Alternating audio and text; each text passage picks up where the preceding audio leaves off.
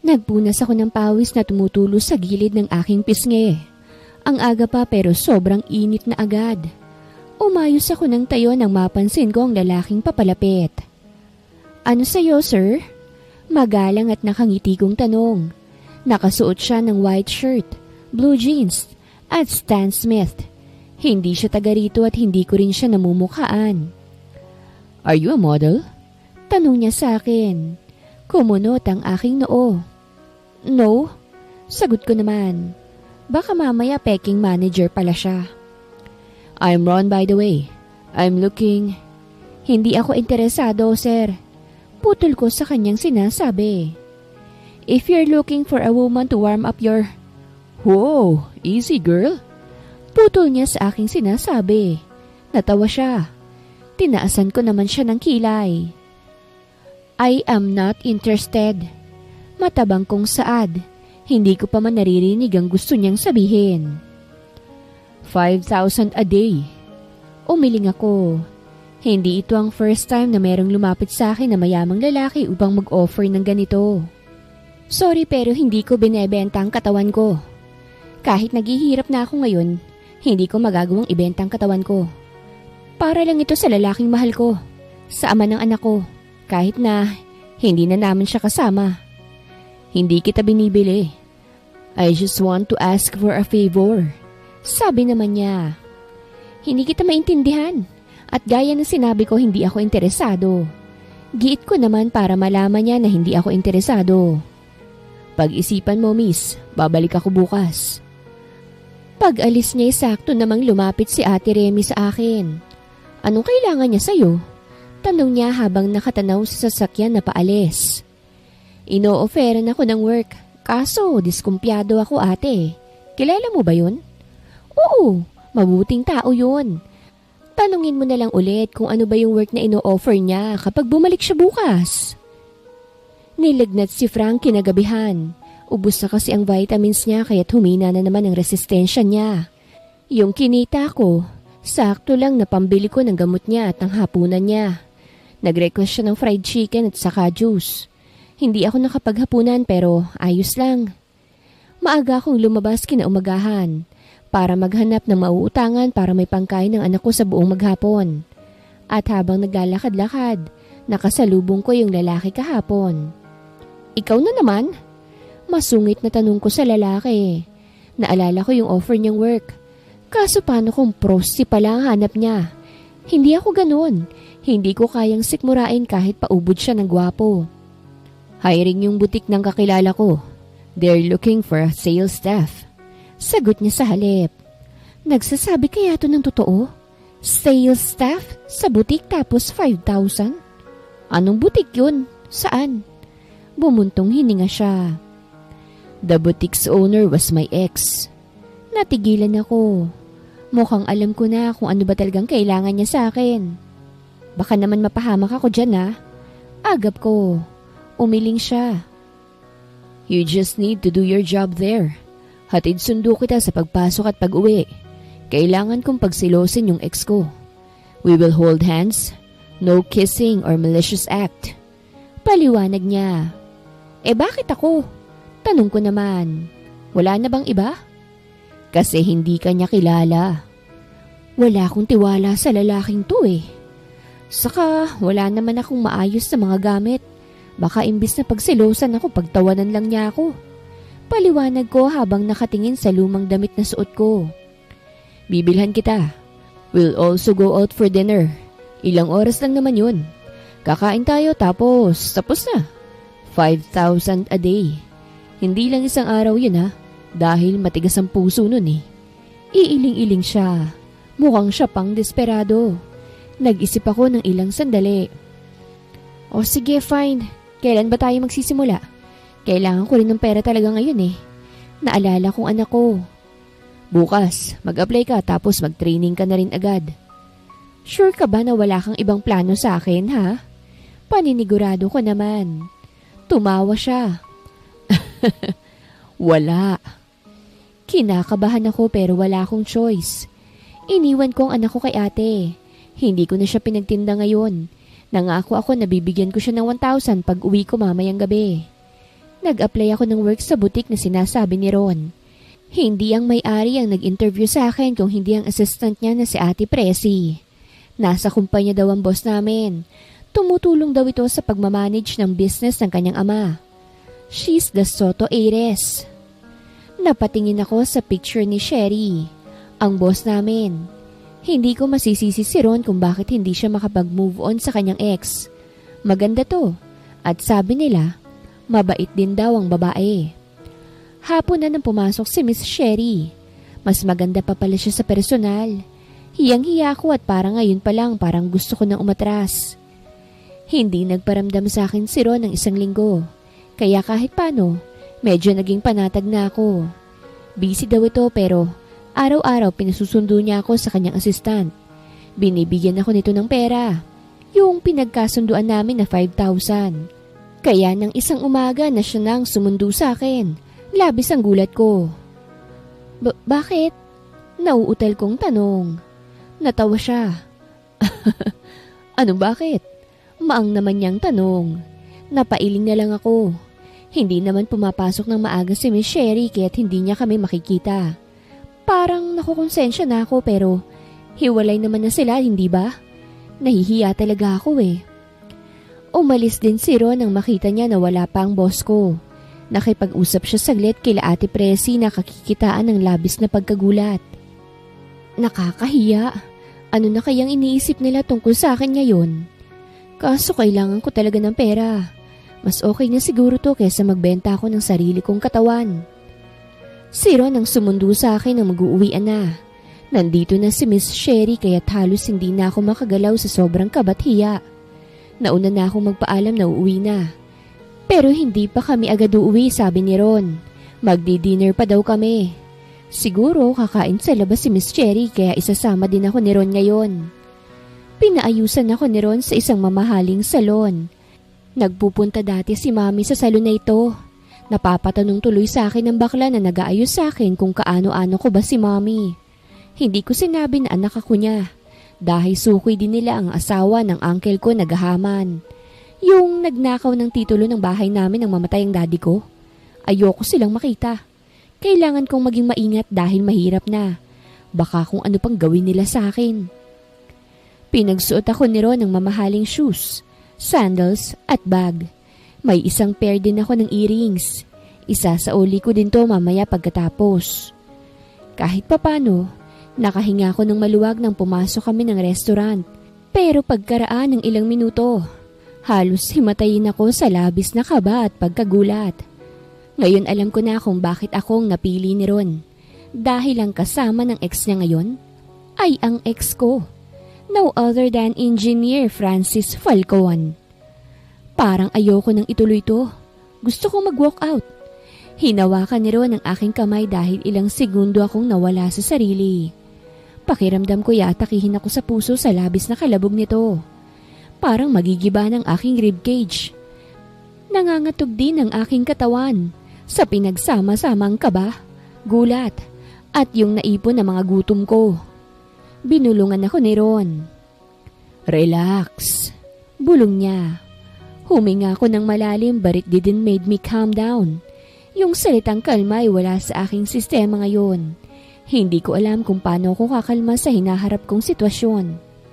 Kahit nakaupo, nangangatog pa rin ako. Pinigilan kong ngat-ngati ng aking daliri sa sobrang tensed. Smile, bulong ni Ron sa akin. Pinilit kong ngumiti habang nakatingin sa kanya at tiyak kong mukha akong constipated. Yung plano kong kumain ng marami at magpakabusog, hindi ko na nagawa. Hindi ko na maramdaman yung gutom ko. Nawala na ako ng gana kahit pa nakakatakam ang mga pagkaing in-order ni Ron. Pasimple akong tumingin kay Francis.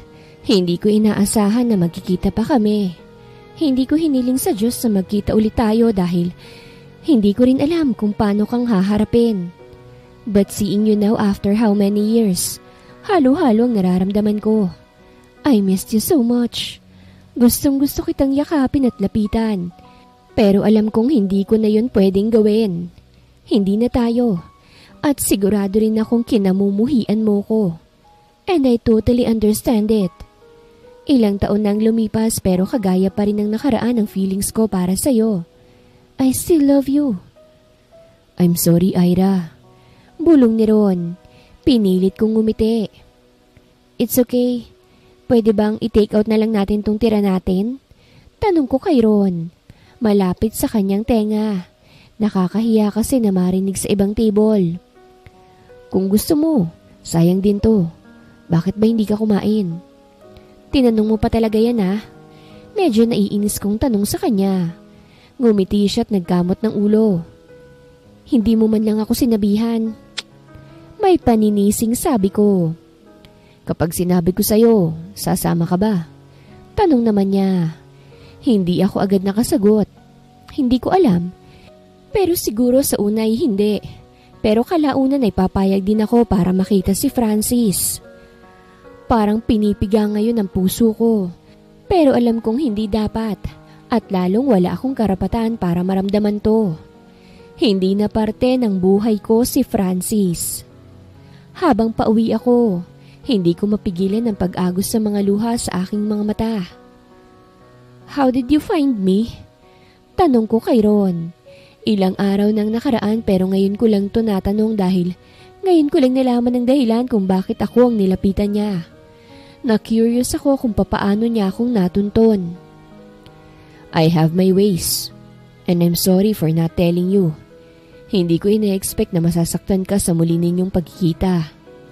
Nang nakamkam ng mga tiyuhin ko ang kumpanya namin, nagtago na ako sa squatter sa Maynila. Malayong malayo na ako at ang buhay ko sa dati. It's okay, Ron. Akala ko ayoko siyang makita. Pero ngayong nakita ko siya, somehow, I felt happy. Masaya kahit na masakit sa puso. Masaya ako na natupad ang pangarap niya. Wala naman akong ibang hangad kung hindi ang maging successful siya sa buhay. Para sa sarili niya, para sa pamilya niya, at para sa future family na bubuin niya, kasama ang ibang babae. Tulungan mo ko, Ira. Tutulungan din kitang mabuo ang pamilya mo. Alam niya na may anak ako? Alam kong lahat, Ira. Sagot niya na para bang nabasa niya ang iniisip ko. Wag mong sabihin sa kanya tungkol sa anak ko, Ron.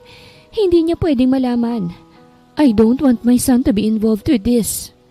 Tumango siya. Hindi ko sasabihin. Hindi naman niya kailangang malaman. Ang gusto ko lang ay madistract si Francis. Pero mukhang hindi naman tumalab ang plano mo. Ilang taon na yun, Ron. Naka-move on na yun. Baka nga galit din yun sa akin. Ilang taon na rin kaming hiwalay ni Sherry pero mahal ko pa rin siya. Sagot naman niya. Well, hindi natin alam kung ano bang nararamdaman ni Francis. Baka galit siya sa akin at seryoso naman siya kay Sherry. We'll never know, Ira. Hindi ko alam kung kaya ko to, Ron. Ang gusto ko lang naman ay dodoblehin kong bayad ko sa'yo. Putol niya sa sinasabi ko. Kailangan ko ng pera pero itong bagay na to, kahit may pera nagdadalawang isip talaga ako. You can ask me for anything. Sagot naman niya. Hindi ako ganon. Hindi ako oportunista pero nang iwan ko si Francis, kahit masakit sa akin ang ginawa ko, tinanggap ko na hanggang doon na lang talaga kami ni Ron. Okay, kung ayaw mo nang mag-ayos kayo, tulungan mo na lang ako kay Sherry. Hindi alam ni Francis na mayroon kayong anak. Hindi rin alam ni Sherry na may anak ang lalaking dinedate niya. What do you want me to do? Gamitin ang anak ko? I will never do that, Ron. Nakaramdam ako ng inis. Sorry, Ira. Bigo niyang sagot. Sasama ko sa'yo sa mga lakad mo na kailangan mo ko pero hindi mo ako maaasahan na lumapit kay Francis. Pagsuko ko. Okay na yun. Hindi mo kailangang lumapit sa kanya, Ira. Naiintindihan kita. I'm sorry for dragging you into this. Desperado na talaga ako eh. Baka lalong magalit sa akin si Francis pero wala na akong ibang choice. Sinauli ko sa kanya ang bag, earrings at sandals ko. Ginigiit niya na akin na lang pero hindi ko ito matanggap. Isoli mo sa butik, sayang naman yan. Sa susunod kasi magrenta ka na lang. Sabi ko sa kanya. Ngumiti siya at tumango. Thanks, Ira. Sana maging okay kayo ni Sherry. Hindi ko alam kung ano bang storya nila pero hindi ako confident na kaya ko siyang tulungan. Francis is also a big catch. Guwapo, maganda ang character at successful na. Ang layo-layo na niya. Hindi ko na siya kayang abutin. Kaya kung gusto man siya ni Sherry, hindi ko siya masisisi. Ilang sandali akong nakatulala sa may gilid ng kalsada. Namalayan ko na lang na basang-basa na ang aking pisngi. Umiiyak na pala ako. Pero sa kabila ng lahat, wala akong panghihinayang sa ginawa ko noon. Kahit na naghihirap ako ngayon, hindi ako nagsisisi. Wala naman akong ibang pwedeng sisihin doon. Ang what if ko lang ay what if kung hindi nalugi ang kumpanya namin noon. What if hindi nagloko at nalulong sa sugal si Daddy. Siguro kahit papano mas maayos ang buhay namin ngayon ni Francis. Nagpunas ako ng mukha. Tinuyo ko rin ng maigi ang magkabilang gilid ng aking mga mata bago ako naglakad papunta sa bahay na inuupahan ni Ate Remy. May konting ilaw pa mula sa loob, kaya't natitiyak kong gising pa ang mga bata. Kumatok ako ng 3 beses. Ate Remy, si Ira to. Nagbukas ang pintuan at niluwa doon ang nakangiting anak ko. Pero ang ngiti niya'y napalitan ng pagkamangha. Wow! Is that you, Mommy? You look like an angel. Natawa naman ako. Ang ganda kasi ng pagkaka-makeup sa akin. Thigh makeup inspired daw. Ikaw talaga? Binola mo pa ako. May dala pala akong pagkain. Pumasok na ako sa loob ng bahay. Nadatnan ko si ate na gumagawa ng basahan. Ang ganda mo, Ira. Salamat ate, naayusan kaya't nagmukhang tao. Maganda ka naman talaga. Ngumiti na lang ako. Well, salamat sa magandang lahi ni Mami. Kahit mahirap ako, maganda ako.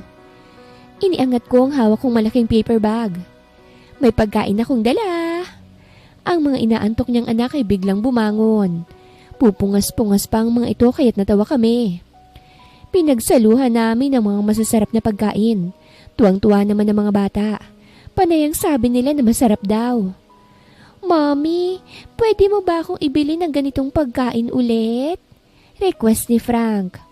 Ang mahal pa naman ito. Pero bihira lang namang mag-request ang anak ko kaya sige, pagbibigyan ko na lang. Oh, sige anak. Yay! Kailangan kong pag-ipunan yon. Kailangan kong rumakit ng marami. Hinintay naming makatulog ang mga bata bago kami nag-usap ni ate. Hindi ko kasi kayang kimkimin itong nararamdaman ko ngayon. Masaya ako na nasasaktan. At kung bakit ako nasasaktan, yun ang hindi ko alam. Gising pa ang bunso niya, kaya habang hindi pa ito natutulog, hiniram ko na muna ang cellphone ni ate. Nagtipa ako ng text. My engineer, I've always knew that you could make it. I'm proud of you. I've always believed in you. Masaya akong makita ka ulit. You are now successful. Natupad mo na ang mga pangarap mo. You're even more handsome now. By the way, you and Sherry look good together. I wish you all the happiness. Love, Ira. Sinend ko ito sa lumang number ni Francis. Hindi na ito active. 2 years after naming maghiwalay. Sinubukan ko itong pagringin. Hindi na ito nagre-ring. At nakasanayan ko na rin mula noon na mag-text sa kanya kapag may load itong cellphone ni ate. Anong nangyari? Tanong ni ate. Hindi ko pa man nakukwento ang nangyari pero bumuhos na ang luha ko. Ikinwento ko sa kanya. Ate, sobrang miss na miss ko na siya. Bakit hindi mo siya subukang kausapin, Ira?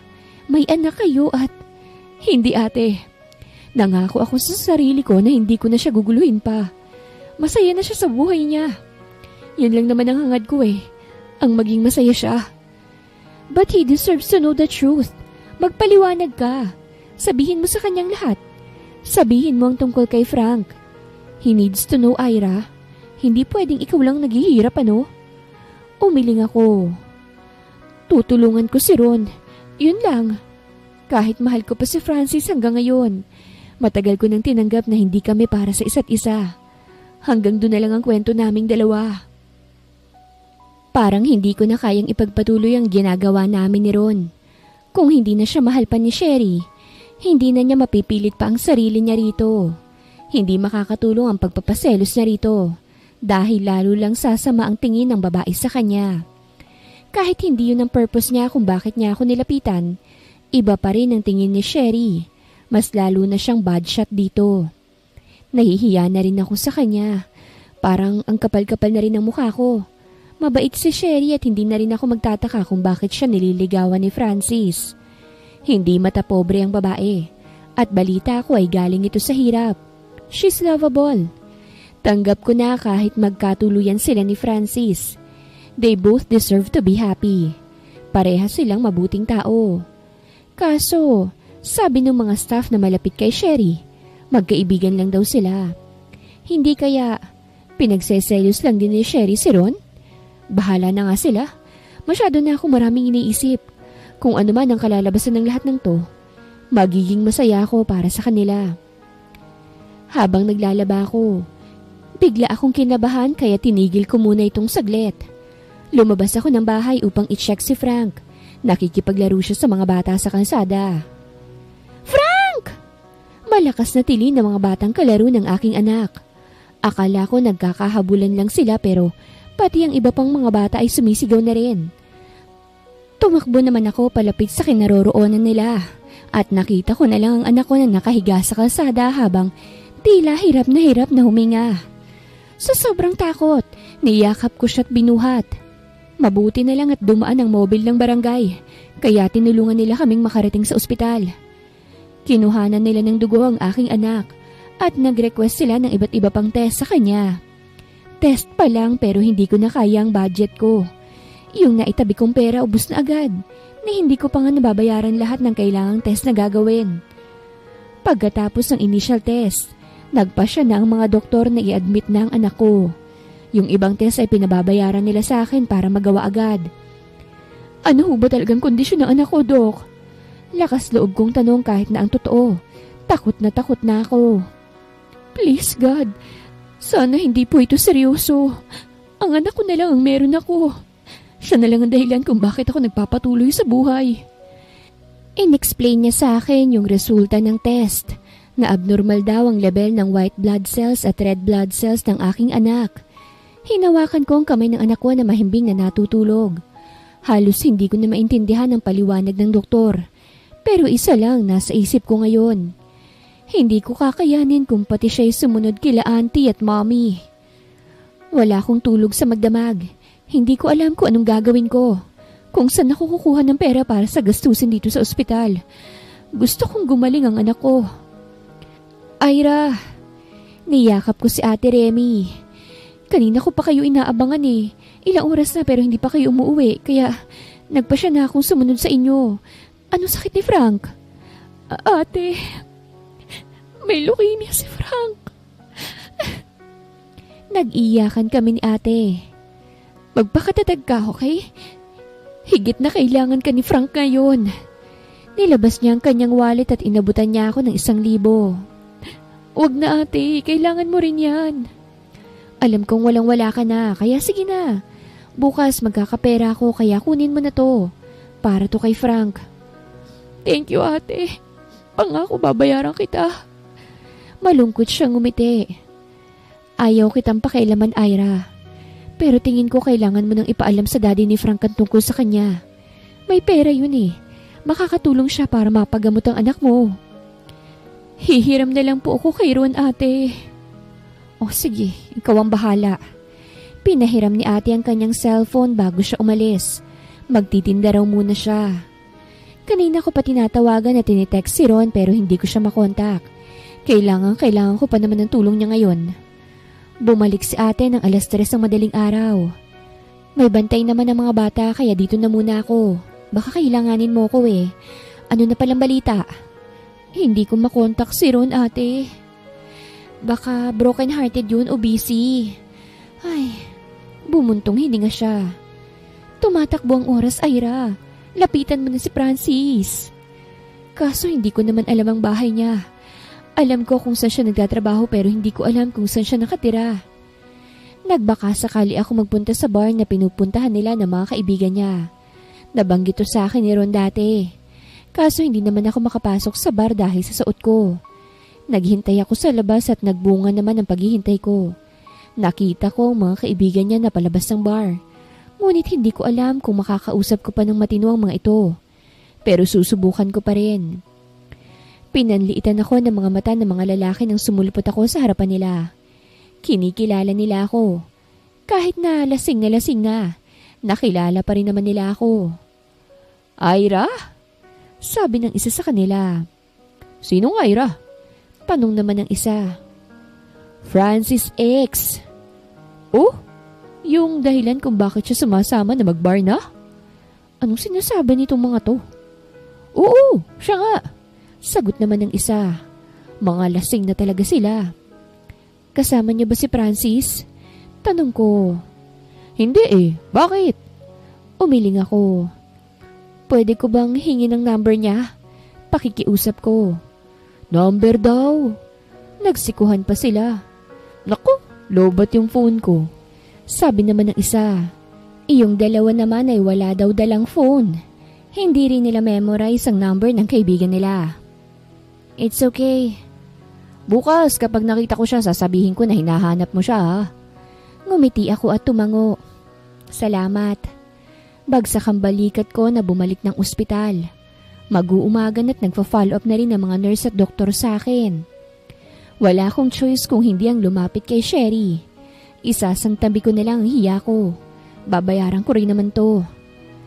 Labis ang pasasalamat ko nang maawa sa akin si Sherry at nangako ng tulong. Sinamahan pa niya ako sa ospital. Hindi ko alam kung anong iniisip niya ngayon, lalo at nakatitig siya sa mukha ni Frank. Frank? Bulong niya habang nakatitig sa anak ko. Nakita niya ang pagkawangis ng anak ko kay Francis. Binayaran niya ang lahat ng mga kailangang bayaran at bumili pa siya ng mga pagkain para sa amin. Binigyan din niya ako ng pera. Matapos masiguro na ayos na ang lahat, nagpaalam na rin siya na aalis. Salamat, Sherry ah. Pasensya ka na talaga sa abala. Masaya akong makatulong, Ira. Magpagaling ka, baby ko. Please. Naiiyak kong bulong habang hawak ang dalawang kamay ng aking anak. Gagawin kong lahat para sa'yo. Nag-angat ako ng mukha nang may dumating. Akala ko si Ate Remy o kaya bumalik si Sherry pero laking gulat ko nang makita kong lalaking hindi ko inaasahan. Lapat na lapat ang kanyang mga labi. Pero napaawang to nang matitigan niya ang anak ko na natutulog. Mula sa gulat na ekspresyon, unti-unti yung nagbago. May pag-aalala at pangamba sa kanyang mukha. Kumuyom ang kanyang kamao at muling nagbago ang ekspresyon niya. Umigting din ang kanyang panga. Ang kanyang mga matay nababalot ng puot habang nakatingin sa akin. Napaiyak ako at nag-iwas ng tingin. Dinig ko ang paghingal niya. Para bang nahihirapan siyang huminga. Why? Seryosong tanong niya. Mababa ka ng matinding galit. Nagyuko ako. Hindi ko sinabi noon ang dahilan sa kanya pero hindi ko pa rin sasabihin ngayon. Ngayon na alam niyang may anak kami. Sa bata na lang siya mag-focus kung gusto niyang magpakilala sa bata. Hindi na kailangan pang ungkatin ng nakaraan. Bakit hindi mo sinabi? Galit siya pero nagpipigil siya. Alam kong gusto niya akong saktan. Gusto niya akong sigawan dahil sa nakikita kong galit sa kanyang mukha. Pinikit niya ang kanyang mga mata. Hinilot niya ang kanyang noo bago tumalikod. Akala ko aalis na siya kaya nasaktan ako pero bigla siyang humarap. Anong sakit niya? Malamig niyang tanong. Leukemia. Kinagat ko ang aking labi. Kailan pa kayo nandito? Tanong niya ulit. Kahapon ng tanghali. Bakit hindi mo ako pinuntahan? Sasagot pa lang ako pero nagsalita na naman siya. Nauna ka pang lumapit sa lalaking yun? Hanggang ngayon nga hindi ko pa rin makontak si Ron eh. Please calm down. Baka magising si Frank. Frank? Ulit niya. Namumula ang mga mata niya habang inuulit ang pangalan ng kanyang anak. I hate you, Ira. Tumango ako. Alam ko. Nang iwanan ko siya, alam kong mapapalitan ng galit ang pagmamahal na meron siya para sa akin. Kukunin ko sa iyong anak ko. Banta niya na ikinagulantang ko. Ano? Umiling ako. Hindi. Ano? Itatanggi mo na anak ko siya? He is my flesh and blood, Ira. Tumango ako ng marahan. Yes, but you can't take him away from me. Then try me. Galit niyang sagot. Masama ang tingin na ipinupukol niya sa akin ngayon. Hinang-hina na ako dahil bugbog na ang pakiramdam ng aking katawan at isip. Pero sa galit niya, parang dito na ako matutuluyan. You can't take him away from me. Naiiyak kong sambit. Hindi mo na ako madidiktahan ngayon, Ira. Bigo kong binalik ang tingin ko kay Frank. Hindi na ako mayaman at alam kong mas kaya niyang bigyan ng magandang buhay ang anak namin. Pero gano'n na lang ba yun? Nakayuko lang ako habang hindi binibitawan ng kamay ni Frank. Hindi ko alam kung anong iniisip ni Francis ngayon. Pero sinisigurado kong hindi niya basta-bastang makukuha ang anak ko sa akin. Kahit wala akong laban kung sakali man na mag-file siya ng custody. Kahit pa nakalagay sa birth certificate ng anak ko na unknown ng kanyang ama. Hindi pa gumigising si Frank pero alam kong malapit na itong magmulat ng mga mata. Kinakabahan ako sa maaaring maging reaksyon niya kapag nakita niya ang kanyang daddy. Tumikhim si Francis pero takot akong tumingin sa kanya. Wala akong lakas ng loob na tignan ng mga mata niyang galit na nakatingin sa akin. Nasaan na yung mga kailangang bayaran? Tanong niya. Bayad na. Sagot ko gamit ang mahinang boses. Alam mong kaya kong bayaran ang bills ng anak ko. Pero sa lalaking yun ka pa talaga lumapit. Wala pa akong maayos na tulog kaya't pagod na pagod ang pakiramdam ko. Tapos ganito pa si Francis. Hindi ko makontak si Ron. Sabi ko. Pero sinubukan din kitang hanapin. Pinuntahan kita sa bar na pinuntahan nyo ng mga kaibigan mo. Pero wala ka eh. Saka si Sherry ang nagbayad. Kinapalan ko ng mukha ko para lumapit sa girlfriend mo. Pasensya ka na ha. Wala akong choice eh. It's life and death. Sa susunod, kapag tungkol sa anak ko, akong unahin mong kausapin. Tumango ako. Sorry. Pabulong kong sabi pero alam kong naririnig naman niya. Don't say sorry. I know that you don't even mean it. Kinagat ko ang aking labi at hindi na lang nagsalita pa. Galit talaga siya sa akin. Anong cellphone number mo? Tanong niya. Wala akong cellphone. Sa kapitbahay ko yung ginagamit kong number. Dinig kong marahas niyang buntong hininga. Hindi makapaniwala na yung babaeng ubod ng arte at mayaman ay sobrang naghihirap na. Babayaran ko kay Sherry yung mga binayad niyang pera. Wag na, utang yon. Babayaran ko. Paano mo yun mababayaran, ha? Masungit niyang tanong. Alam niyang malaki ang gasto sa ospital at alam niyang nawala akong kakayahan kaya niya yun nasabi. Pagtatrabahuhan ko. Nayayamot siyang tumingin sa akin. Kita ko sa peripheral vision ko. Ngayon ko lang naalala kung ano bang suot ko. Mumurahing leggings at lumang-luma na t-shirt na malaki. May ilang butas din to sa manggas. Nakaramdam ako ng panliliit sa aking sarili. Pero hindi bale. Dahil may ipagmamalaki naman ako. Yun ay ang pagiging mabuti kong ina kay Frank. Mami? Napatayo ako upang malapitan ng maigi ang aking anak. Gising na siya. Mommy's here, anak. Water please, Mommy. Tumango ako. Kukunin ko sana yung bottled water sa gilid ng unahan ako ni Francis. Inabot niya sa akin to na bukas na ang cup. Dahan-dahan lang, okay? Bilin ko sa aking anak habang inaalalayan siyang uminom. Pagkatapos uminom, napatingin siya kay Francis. Ilang segundo siyang nakatitig dito. Walang kurapan. Pagkatapos kumurap ay tumingin siya sa akin pero walang salitang namutawi sa kanyang mga labi. Binalik niya ang mga mata kay Francis. Nagtataka na rin ako kung bakit hindi man lang nagsasalita ang aking anak. Hindi man lang ba niya ako tatanungin? Tumikhim si Francis. Namumula ang mga mata. Basa rin ang magkabilang gilid ng mga ito. Do you know me? Tanong niya sa nanginginig na boses. My son nodded. Yes. Sagot niya na kinaawang ng labi ni Francis. Hindi makapaniwala na kilala siya ng kanyang anak. "Do you know me, sir?" Tanong naman ni Frank. Where did that sir came from?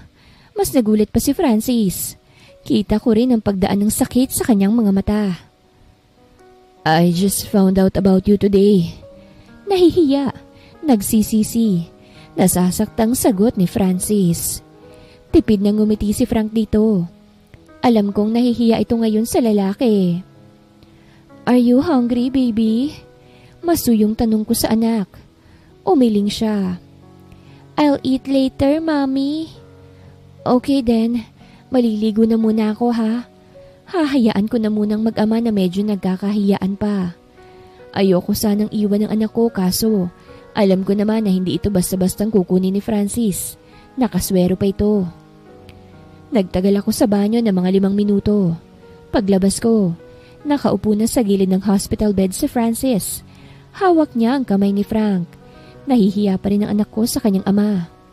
Sinulyapan ako ni Francis. "Kakausapin ko lang ang doktor niya." Tumango ako. Nang makaalis siya, doon pa lang nagtanong si Frank. "Why did he suddenly appear, mommy?" Ngumiti ako. "Dahil nalaman niyang tungkol sa'yo. He's also worried about you. Are you happy that your dad is here?" Nahihiya siyang tumango. "You should tell it to him." Sabi ko, mukhang pati si Francis ay nahihiya rin sa kanyang anak. "You should hug and kiss him, okay?" "Can I, mommy?" "Of course, anak. I'm sure he'll be happy if you do that." Nagyuko siya at biglang bumalik sa pagiging mahiyain. Nakabalik na pala si Francis at mukhang narinig niya ang usapan naming mag-ina. Pinilit kong ngumiti kahit na kinakabahan ako. Tinanong ko ang doktor, pwede na raw siyang ma-discharge bukas. Tapos babalik na lang para sa follow-up check-ups niya. Nanginig ang katawan ko sa kaba. Natatakot ako dahil pakiramdam ko, kukunin niya na ang anak ko na gaya ng banta niya kanina. Okay. Mahinang anas ko. Ngumiti ito't lumapit sa kanyang anak. Kita ko ang kagustuhan niyang yakapin at halikan ng kanyang anak. "May I hug you, son?" Naiiyak na tumingin sa kanya si Frank. Tumango siya. Nang yakapin siya ng ama, tuluyan na siyang napaiyak. "I love you, son," bulong ni Francis. "I'm sorry for the years that I was not with you." "It's okay, Daddy. I understand. Mommy told me everything." Yakap nilang isa't isa ng ilang minuto. Nang kumalma na sila parehas, humingi na rin ng pagkain ng anak ko. Sinubuan ko siya kahit ayaw niya sana. May swero siya sa kamay kaya't masakit ito. Habang kumakain, pinagmamasdan naman siya ni Francis. Panaka-naka naman siyang sinusulyapan ng kanyang anak. Hindi umalis si Francis kahit sinasabi ko na pwede na siyang umuwi at magpahinga. Nilakasan ko pang loob ko para kausapin siya pero ismid lang ang sagot niya sa akin. Alam ko naman nagalit siya. Gusto ko lang sana na maging civil kami sa isa't isa, lalo na sa harap ni Frank. Wala akong tulog sa magdamag. Natatakot ako sa maaaring mangyari kinabukasan. Maging si Francis ay gising lang din. Walang sawang pinagmamasdan ng anak na mahimbing na ang tulog. "Bakit mo inilihim?" Hindi ako sumagot. "Sabagay, masyadong maliit ang tingin mo sa akin kaya..." Patulo na ang luha ko nang magbukas ang pintuan at pumasok ang babae na pansamantala kong nakalimutan na nag-i-exist dahil kay Sherry. Si Tina. "Francis!" "Ira?" Namilog ang kanyang mga mata habang salitan kaming tinitignan kasama ang batang nakahiga sa hospital bed. Akala ko hindi na siya parte ng buhay ni Francis. Nang makabawi ang babae sa pagkagulat, ngumiti siya pero tabingi ang ngiting yon. Lumapit siya sa lalaki at hinalikan to. Hindi ko na tinignan kung sa labi ba o sa pisngi ito humalik. "Kanina pa ako naghihintay sa bahay. Ipinagluto pa kita. Sorry, late ko nang nabasa yung text mo." Sila pa rin pala. Akala ko, kaya niya rin dinedate si Sherry dahil wala na sila ni Tina. Pero sila pa rin pala. Kumirot ang aking puso. Mas makirot pa kesa tuwing nakikita ko silang magkasama ni Sherry.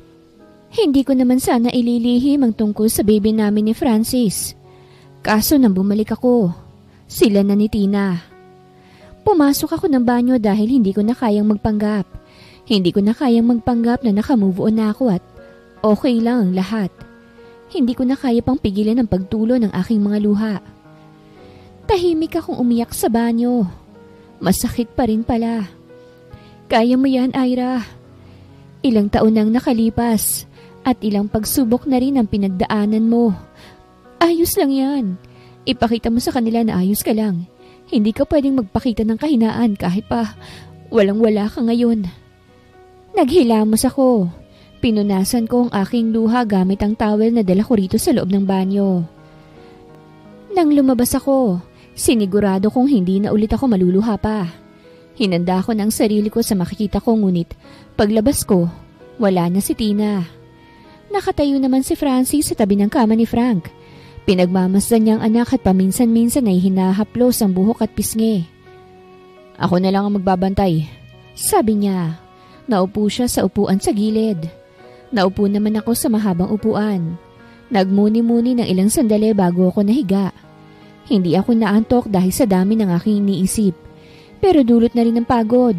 Ginupo ako ng antok. Nagising ako dahil sa pagdating ni Ate Remy. May bitbit siyang lomi para sa akin. Mainit-init pa to. Sinulya pa niya si Francis. Nagtatanong ang kanyang mga mata. Pinilit ko namang ngumiti bago pinakilala si Francis. Daddy ni Frank, sabi ko. Kamukhang kamukha. Sabi ni ate pero hindi na rin nagtagal ang kanyang mga mata sa lalaking nakatingin sa amin. Buti dumating ka dito, ate. Hindi ka pa ba pagod? Medyo pagod pero sanay na tayo. Sagot naman niya habang inaayos sa mga dala niyang pagkain. Inaalala rin kita baka hindi ka pa kumakain. May kapalitan ka pala sa pagbabantay ng anak mo. Iyong mga bata, tanong ko naman. Iniwan ko sa kapitbahay. Francis, gusto mong kumain? Nahihiyang aya ko sa kanya. Kumakain naman siya ng ganito dati. Pero ewan ko lang ngayon kung kumakain pa rin siya. Hindi niya ako noon mapilit na kumain ng mga ganito.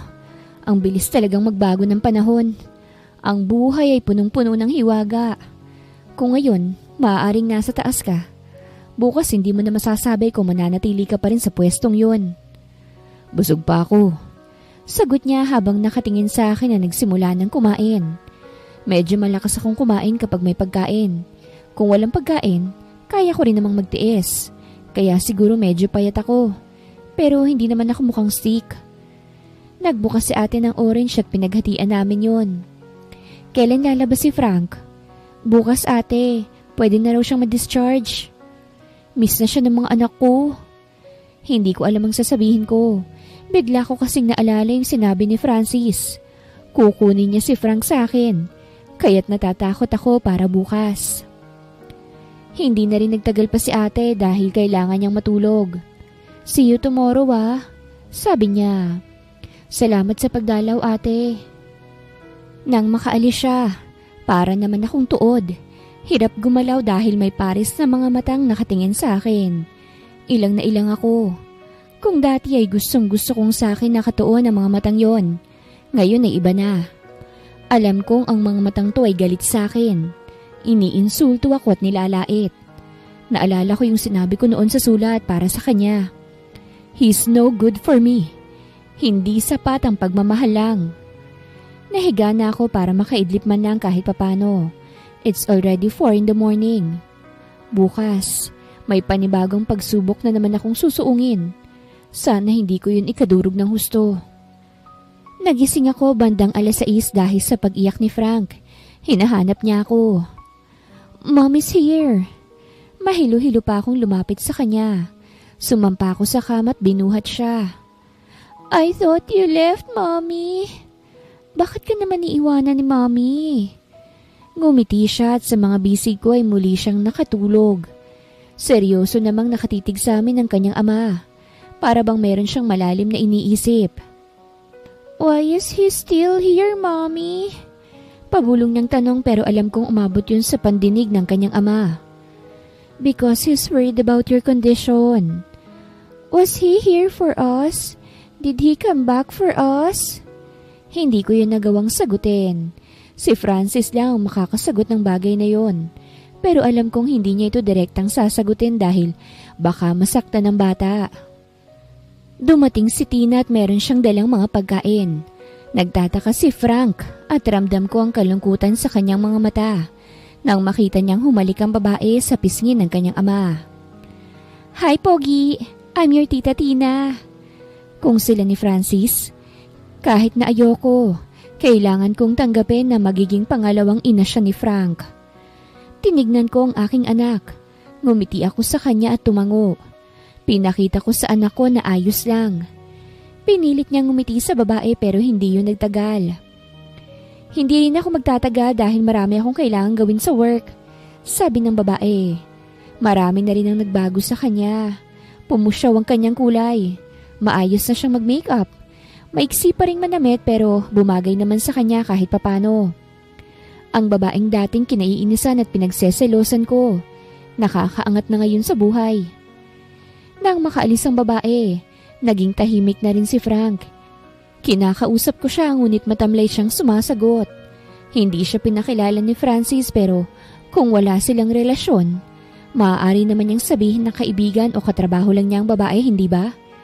Hindi sa akin kung hindi sa kanyang anak. Maya-maya ay nagbukas ulit ang pintuan.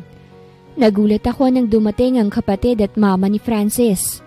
Ang laki na ng pinagbago nila. Napangangang mag-ina nang makita nila ako. Pero nang makita nila ang batang kamukha ni Francis, namilog ng husto ang mga mata at bibig nila. Ira! Tumakbo si Ces palapit sa akin. Umiiyak siyang yumakap sa akin. Oh, I missed you! I missed you! Humihikbi niyang sambit. Nailang ako dahil sa suot ko. Isa pa, hindi ako naligo. Ira, ikaw na ba yan anak? Umiiyak ding lumapit sa akin si tita. Opo. Nahihiya ko namang sagot. Sumali na rin si tita sa pagyakap sa akin. Sa maraming taon, lagi ka naming iniisip. Napahikbi na rin ako pero hindi ko magawang magsalita. Kung pwede ko lang sabihin ang nararamdaman ko, mga pinagdaanan at paghihirap ko. Kaso marami nang nagbago. I'm just the rich girl from their past and not part of their present. Ako na lang ang ex ng anak nila at ang ina ng anak ni Francis. Nagkaanak kayo ni Francis? Hindi sila makapaniwala. Kanina pa nilang tinititigan ng anak ko na nakatitig din sa kanila.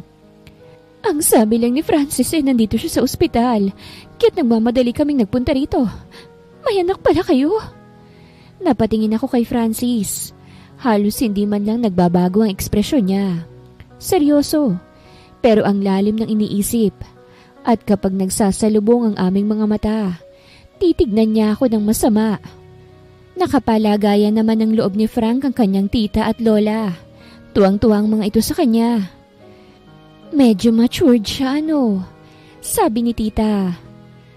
Nagmana kay Francis. Nagtawanan pa sila. Nangiti na lang din ako. Natahimik lang ang room nang dumating ang magra-rounds na doktor. Pwede na raw umuwi si Frank. Ang follow-up check-up niya ay in 4 days. Inasikaso naman agad ni Francis ang bills. Habang naghihintay, hindi na rin ako mapakali. Nag-usap na ba kayo? Sabi ni Ces sa akin. Umiling ako. Sana makapag-usap kayo para sa bata. Ano bang nangyari, Ira?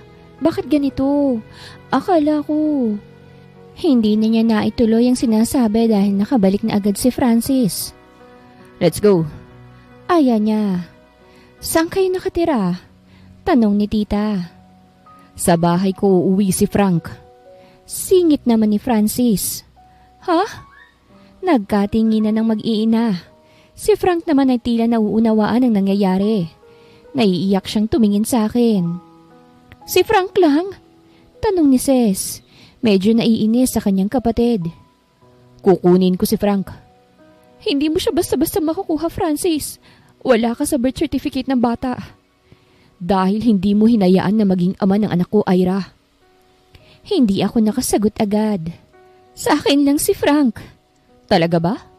Kaya mo ba akong labanan sa korte? You want me to file for custody? Hamon niya. Francis naman. Siya na lang ang meron ako. Nag-iwas siya ng tingin. Mommy! Tawag ni Frank sa akin. Agad ko naman siyang niyakap. It's okay. Natatakot akong magkalayo kami pero kung mapapabuti naman siya kay Frank, hahadlang pa ba ako? Kailangan niyang magpagamot at kaya ko siyang ipagamot. Tama si Francis. May sakit ang anak namin kaya higit na kailangan niya ang kanyang ama ngayon. Pinunasan ko ang luha ko. Hindi ka na maghihirap pa, anak. Naiiyak kong bulong sa anak ko. Nandito ng daddy mo. Kayang-kaya niyang ibigay ang lahat ng kailangan mo. Suminghot siya. Hindi siya gaya ng ibang bata na maglulupasay at mag-iiyak. Alam kong naiintindihan niya ang sitwasyon. I'm so sorry, anak. I love you, Mommy. Mahigpit ko itong niyakap. Umuwi na muna tayo. Sa bahay tayo mag-usap-usap ng maayos. Hindi yung ganito na nagtatalo kayo sa harapan ng bata. Giit ni tita. Sumakay kami sa sasakyan ni Francis. Mayaman na talaga siya. Kahit si Cess ay may dinadrive na ring sariling sasakyan niya. Nakarating kami sa condominium ni Francis. Dito niya kami dinala. Ang alam ko, may iba pa siyang bahay. Pero dahil sa malapit ito sa ospital, kaya dito kami tumuloy. Alam kong namamangha si Frank ngayon. Pero kapag napapatingin ako sa kanya, nagyuyuko siya. Ayaw niyang ipakita sa akin na gusto niya ang bahay ng kanyang ama. Ano ba ang gusto niyang mangyari? Tanong ni tita. Kayo ba'y nag-usap ng dalawa? Huwag niyong pairalin ang galit niyo. Dapat, isaalang-alang niyo ang bata. Dahil siyang higit na maaapektuhan dito. Ano pa bang dapat na pag-usapan pa?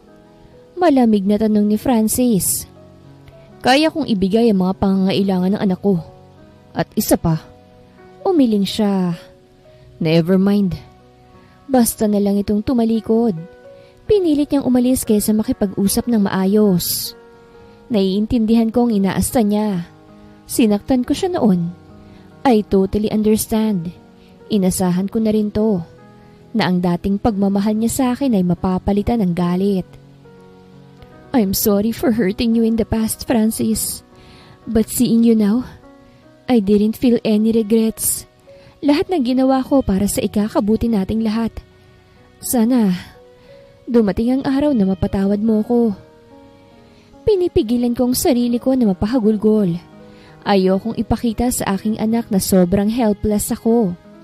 Gusto kong ibigay ang lahat sa kanya pero wala akong kakayahan para ibigay ang lahat ng yun.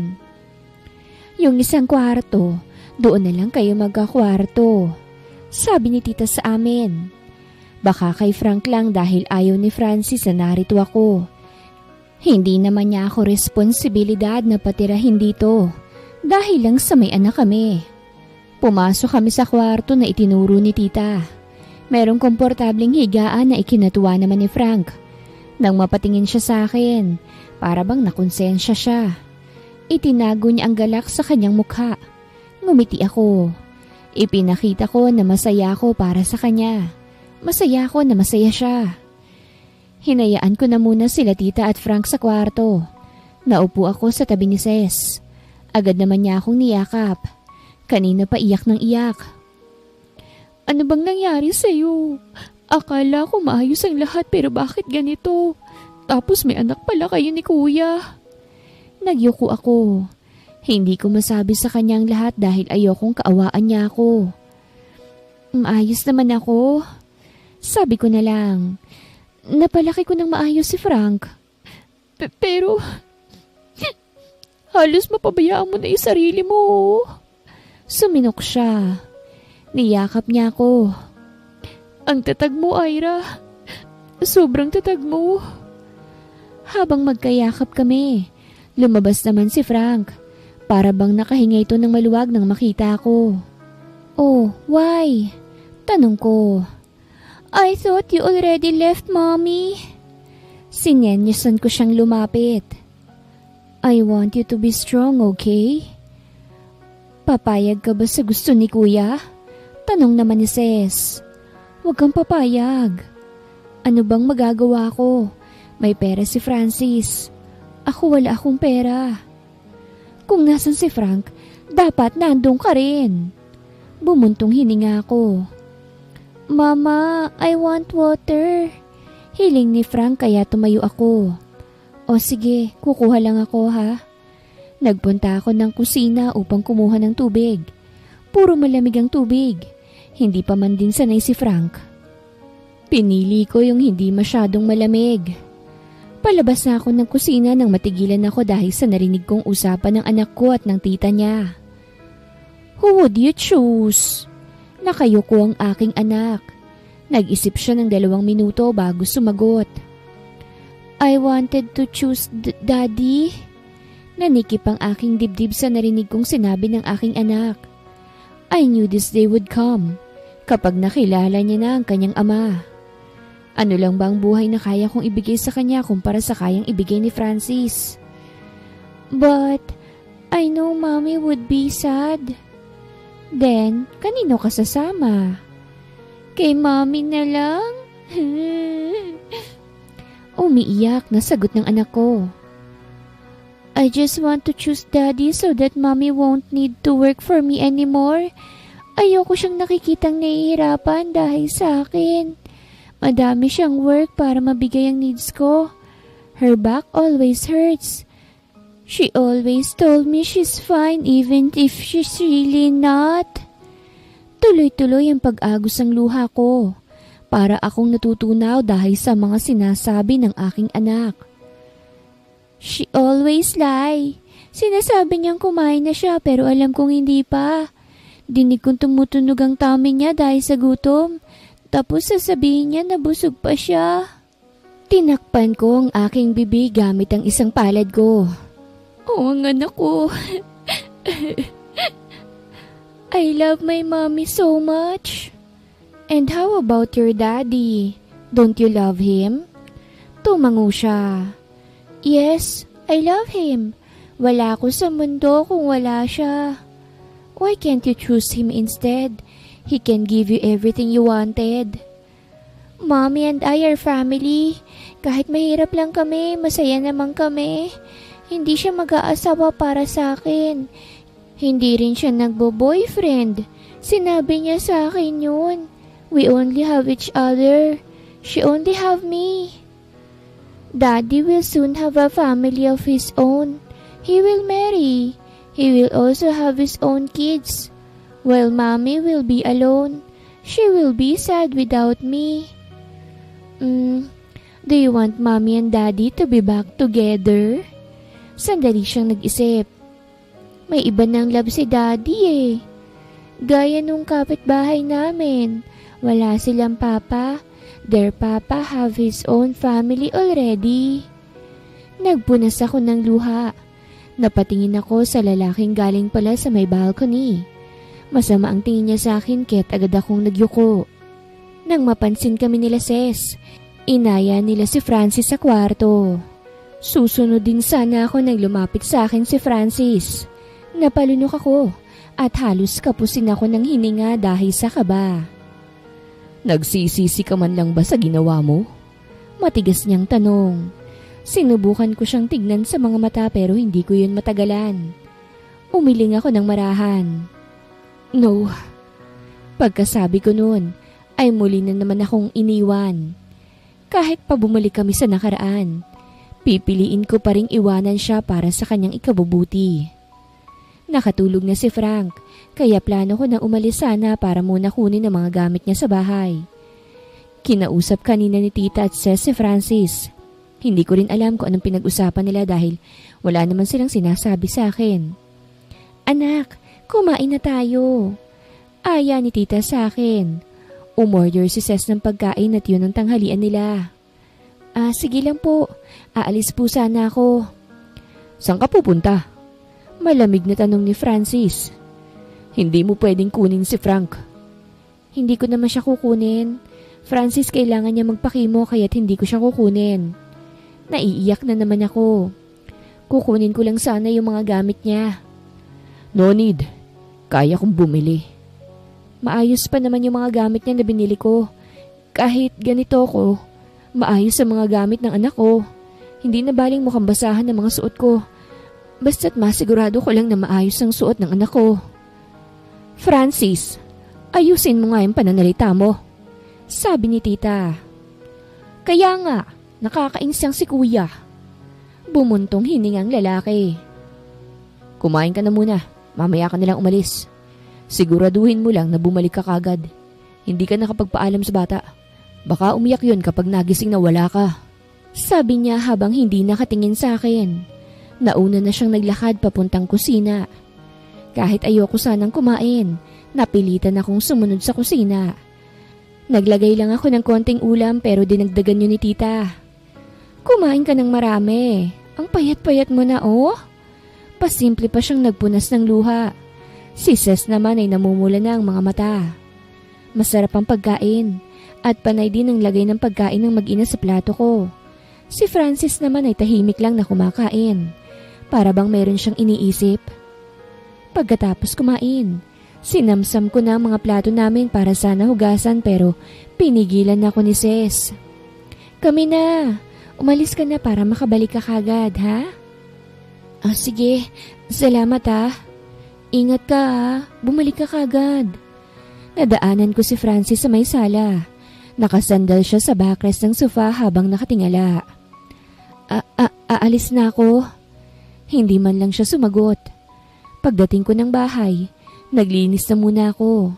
Yung mga labahin ay pinagsama-sama ko. Tinanggalan ko rin ng bedsheet ang manipis at luma na kutsyon. Yung unan ay tinanggalan ko ng punda. Lalabhan ko to pag nagkaroon ako ng maraming oras. Inayos ko na rin muna ang mga damit ni Frank. Yung magaganda at medyo bago pa ang inilagay ko sa bag dahil baka kung ano pang masabi ni Francis. Sobrang bigat nitong gagawin ko pero alam ko naman na hindi siya pababayaan ng kanyang ama. Nandun din naman sila tita at Ces. Naligo na rin muna ako bago ko umalis. Habang nagbibihis, may biglang kumatok sa aking pintuan. Dumating ang assistant ni Ron. Ma'am, pinapunta po ako ni Sir Ron eh. Kahapon pa po ako pabalik-balik dito. Nasa ospital po ako eh. Bakit raw ho? Ang alam ko, nasa bakasyon sila Ron at Sherry ngayon. Bati na rin sila sa wakas. May ipinapabigay si Ron sa akin. 25 kilos na bigas, isang malaking basket ng prutas, at 2 karton ng mga groceries. Salamat ho ah. May binunot siya sa kanyang wallet. Naku, wag na ho. Sobra-sobra na nga po itong ibinigay niya na ito eh. Habang pinipilit ako ng lalaki at tinatanggihan ko naman ng pera, biglang dumating si Francis. Agad namang nagdilim ang kanyang mukha. Tinignan pa niya ako mula ulo hanggang paa. Ang suot ko ay isang lumang duster ko. Sa pagmamadali ko kanina para mabuksan ang pintuan ng lalaki, ay ito ang nadampot kong damit. Who is he? Galit niyang tanong. Assistant po ako ni Sir Ron.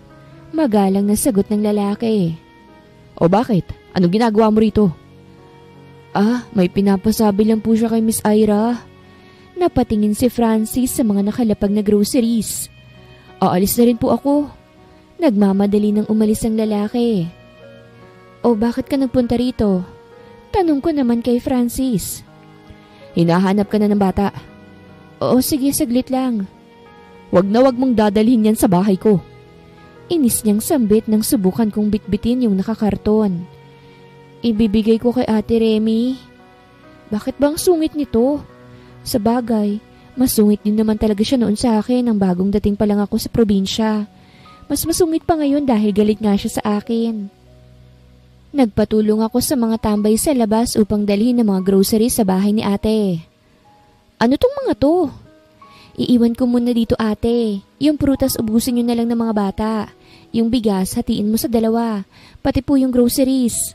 Ate, kukunin ko na lang next week ha. Salamat ha. Bumili ka ng cellphone mo ha. Tapos text tayo. Mag-iingat ka. Sana wala ka na maging problema. Opo ate, salamat. Sumakay ako sa kotse ni Francis. Ayoko sanang sumabay sa kanya dahil nahihiya ako pero masama niya akong tinignan. Ano pa bang kailangan mo kay Ron? Galit niyang tanong pagkatapos ng 30 minutos na pananahimik. Pinapunta lang niya yung assistant niya. Bakit? May relasyon ba kayo? Nagpapagamit ka ba sa kanya?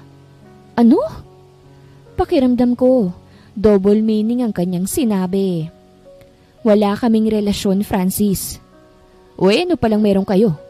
Maayos na sila ni Sherry. Pero bakit hindi nyo pa rin pinuputol ang ugnayan nyo? Kahit naman yata anong sabihin ko, hindi siya maniniwala sa akin. Pumasok na kami sa kondo niya. Dumiretso ako sa kabilang kwarto pero wala dito si Frank. Wala rin sila tita at sis. Nasaan kaya sila? Inayos ko na muna sa cabinet ang mga damit ni Frank. Aalis din ako agad. Hindi na ako makakapagpaalam sa anak ko pero alam ko namang maiintindihan niya. May schedule akong nakasulat sa kanyang notebook.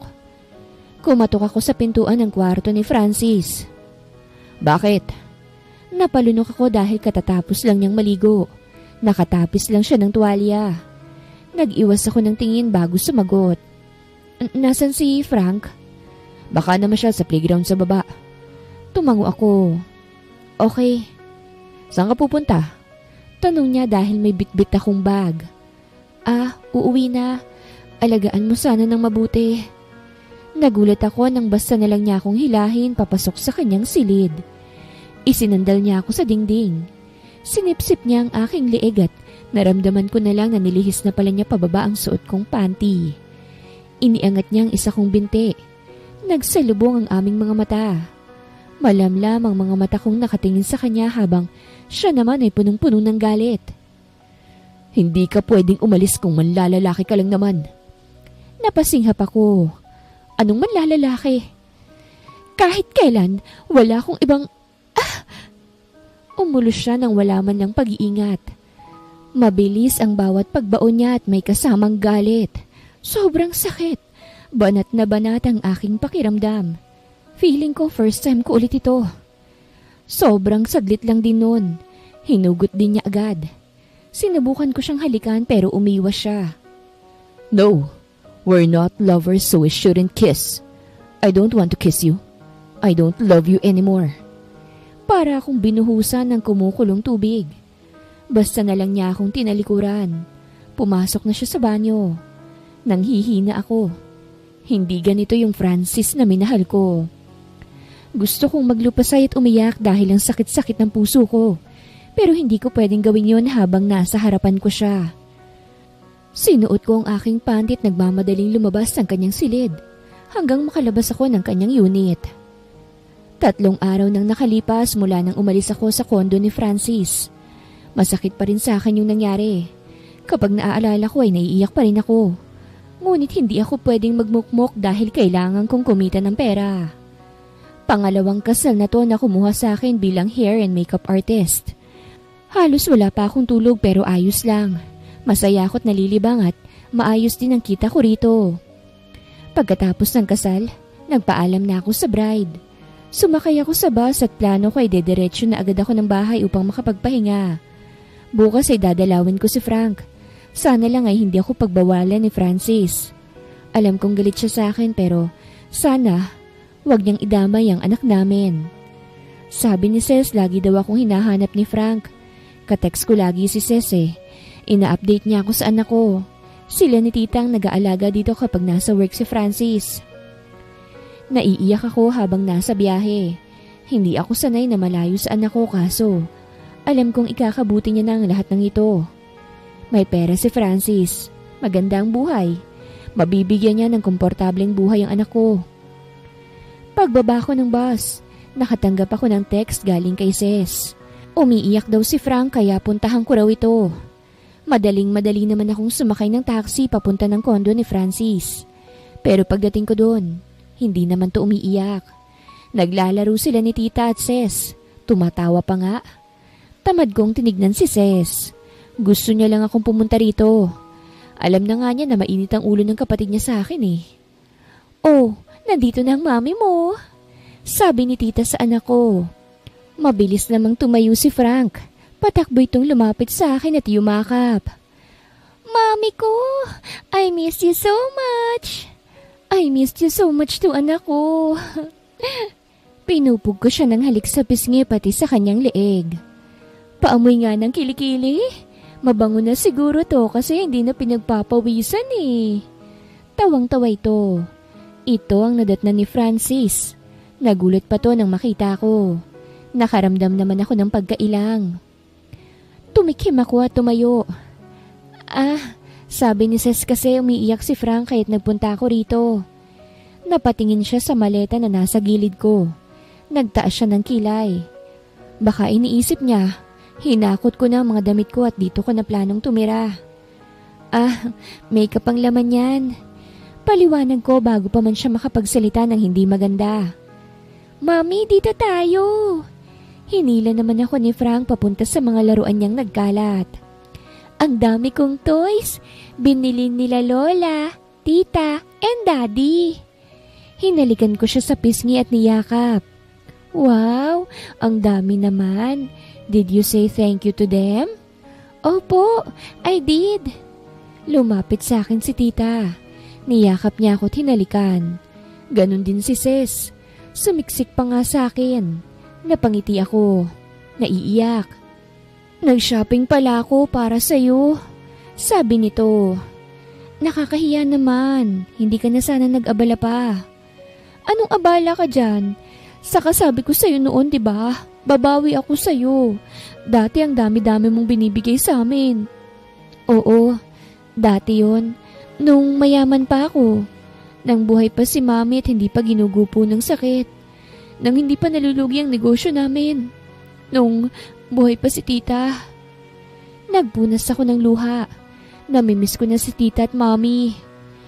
Pinagmasdan ko si Frank. Masaya siyang naglalaro. Pinilit kong ngumiti. Maayos na ang buhay mo, anak. Hindi ka na mahihirapan pa. Tumayo na ako. Kanina pa kasi seryosong nakatingin si Francis sa akin. Mukhang gusto na akong palayasin. Aalis na ako. Nagulat si Frank. Maangding napatingin sila Tita at Ses sa akin. Napaayos din ng tayo si Francis. Hindi ko pa rin mabasa ang kanyang iniisip. Babalik na lang ako bukas. Ngumiti ako. Dumaan lang talaga ako para makita ko si Frank. Naiiyak ako ngunit hindi ako pwedeng maging mahina sa harapan nilang lahat. Naiiyak na nakatingin sa akin si Frank. Sorry anak kung ganitong sitwasyon natin ngayon. Hindi kita maipaglaban dahil wala naman akong pera para ipaglaban ka sa korte. Dito ka na kumain, sabi ni Francis. Napatingin ako sa kanya. Nakataas ang kilay. Tinignan na naman ang maleta ko. Akala ba niya damit ang laman nito? Dito ka na matulog. Singit naman ni Tita. Wala po akong damit na dala. Sabi ko naman. May kapang laman po ng maleta eh. Saan ka ba nanggaling? Nayayamot na tanong ni Francis. Sa Batangas, may kinasal doon. Ako ang nag-ayos. Iyon ang racket ko minsan eh. Kinagat ko ang labi ko sabay iwas ng tingin. Nag-aya na si Tita sa kusina upang maaga kaming makapaghapunan at maaga ring makatulog. Pagod daw si Frank sa maghapon niya kaya maaga itong makakatulog ngayon. Hindi pa tapos kumain, nakatulog na nga si Frank. Binuhat siya ni Francis at dinala sa silid nito. Naiwan naman kaming tatlo nila Tita. Anak, nasaan ang mami mo? Wala na po siya. Sila po ni Daddy. Pagkatapos malugi ng kumpanya, nagpakamatay po si Daddy. Hindi niya matanggap na siyang dahilan kung bakit nawala ang lahat. And after 1 week, nawala na rin po si Mommy. May cancer po siya. Yun bang dahilan kung bakit ka umalis? Sabi mo pupunta kayo ng ibang bansa. Umalis siya para maging successful si Kuya. Singit ni Ses na ikinalaki ng mga mata ko. Sikreto lang dapat namin yon. Nangako siya eh. Ba't sinasabi niya to ngayon? Halos hindi na nun humiwalay sa akin si Francis. Tinatanggihan niya ang mga offer sa kanya abroad. Nagkakasakit ang mama niya sa paglalabada at paglalako. Hindi pa nun tapos mag-aral si Ses.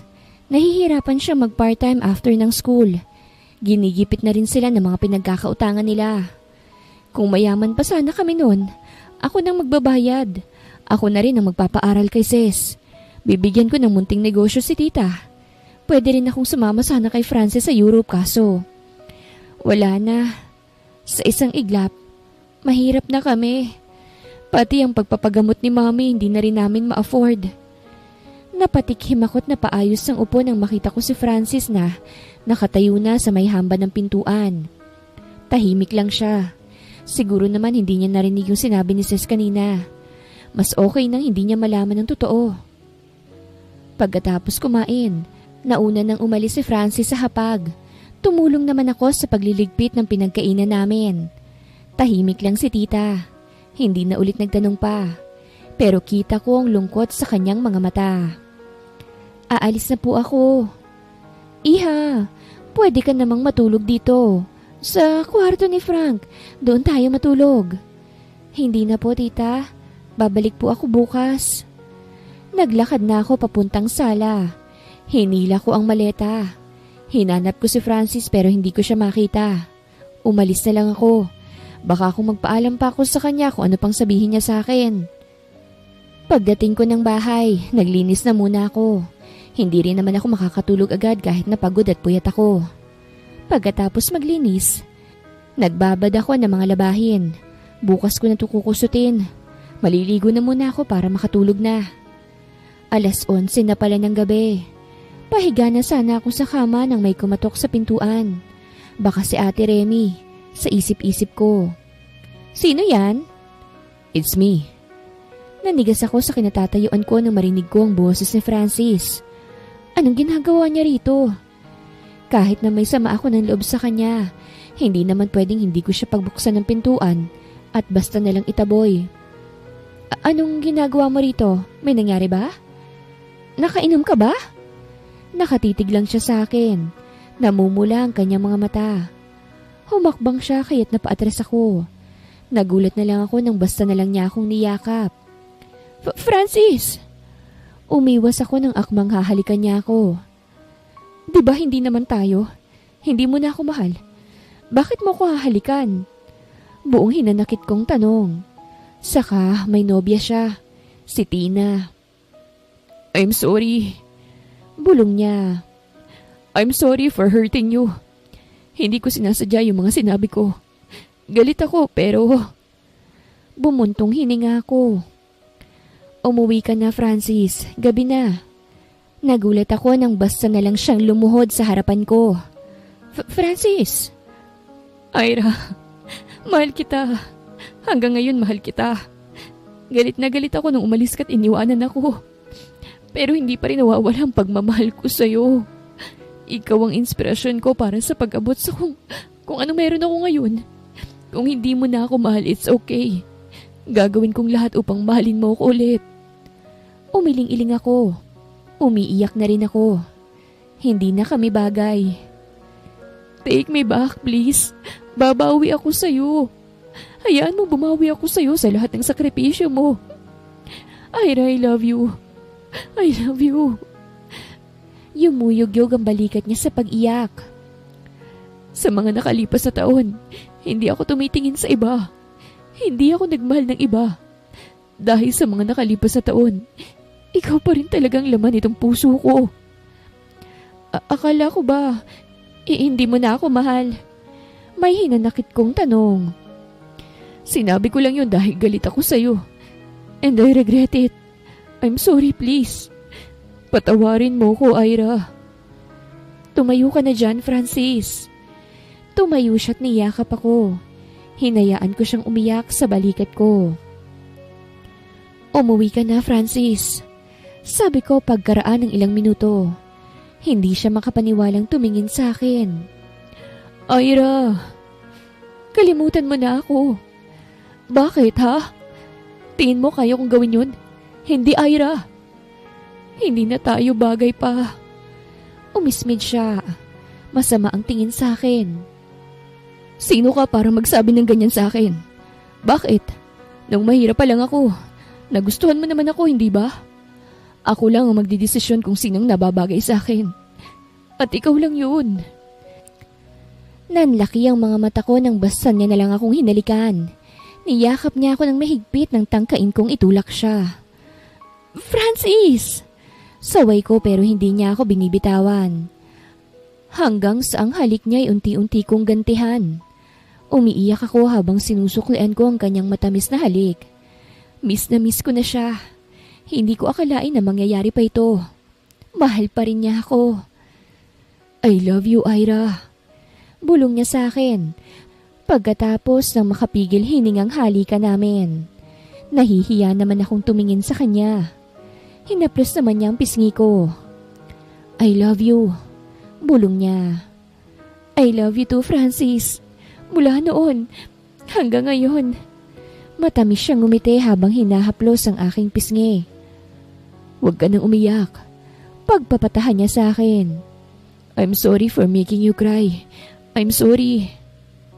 Naalala ko si Tina. Inikot niya ang kanyang mga mata. Wala kaming relasyon. 'Di ba sabi ko noon sa iyo pa? Hanggang sa kaibigan lang ang tingin ko sa kanya. May tiwala naman ako sa kanya. Dati na niyang kaibigan si Tina.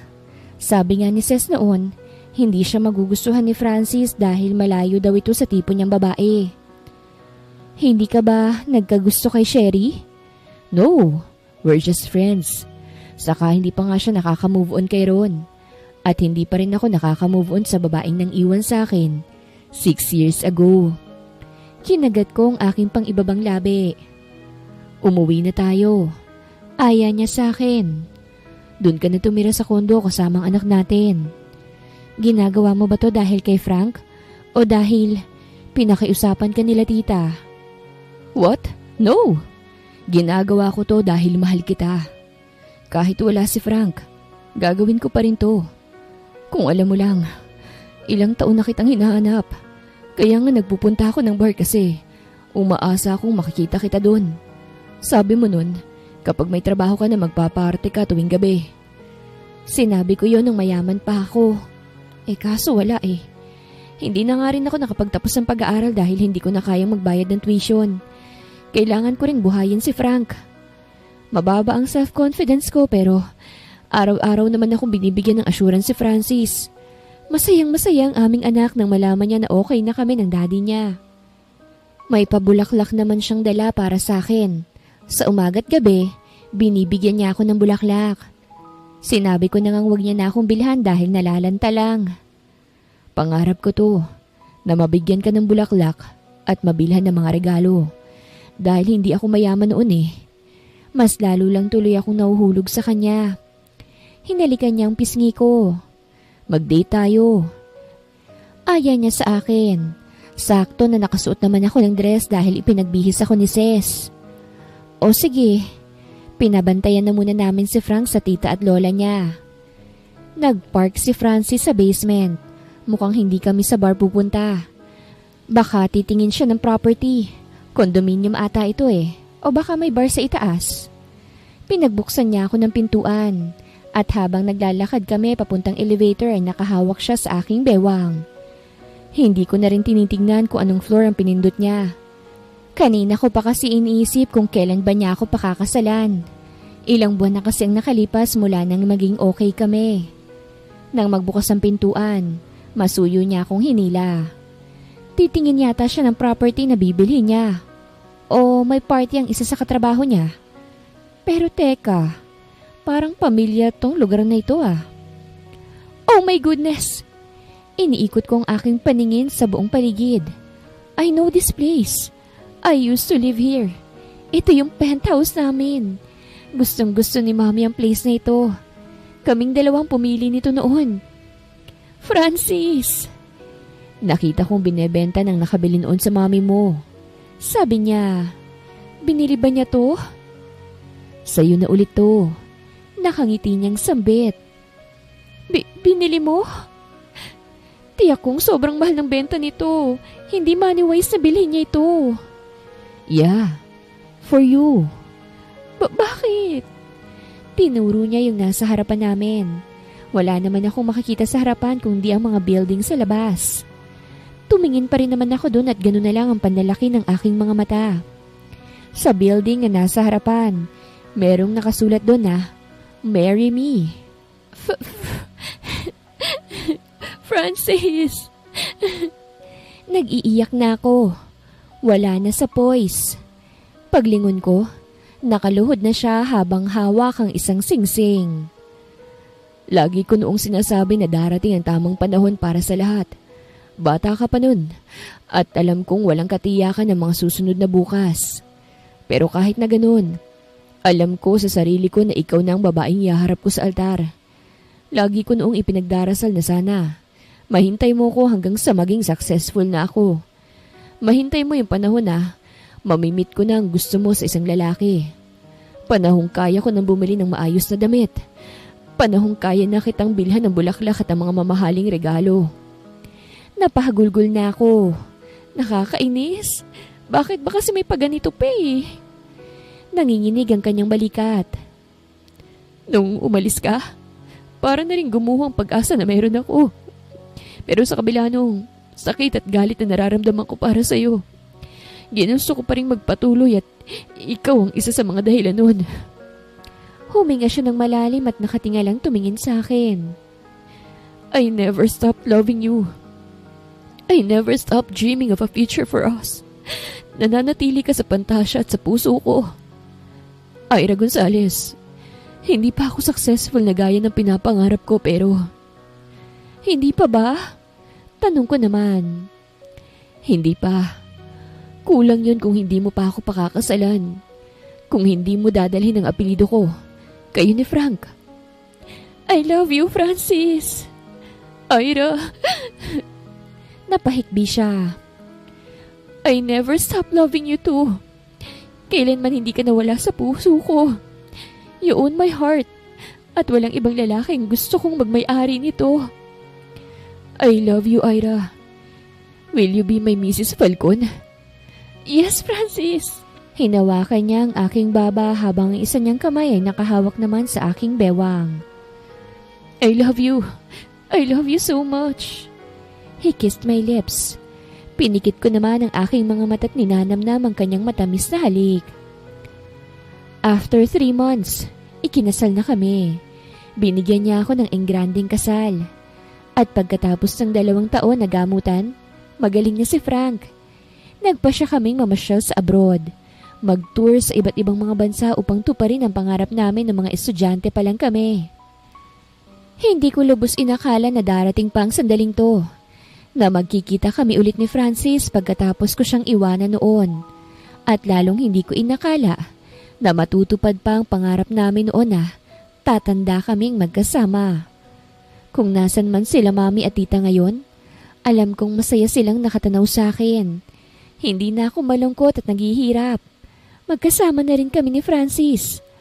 Botong-boto sila noon sa lalaki kahit na mahirap siya. Sino naman kasi ang hindi magkakagusto sa kanya?